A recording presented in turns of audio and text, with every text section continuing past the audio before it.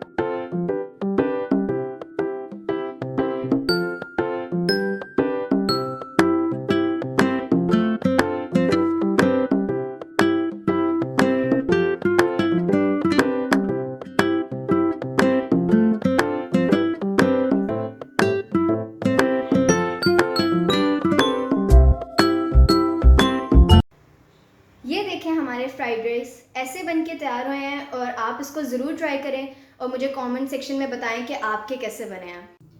तो फाइनली हमारी यमी से फ्राइड राइस तैयार है।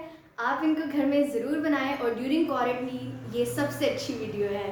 तो मनाहिल लियाकत के चैनल को सब्सक्राइब करें, लाइक करें, शेयर करें और नई वीडियोज़ के लिए नोटिफिकेशन बेल को क्लिक कर दें। Thank you guys for watching this video.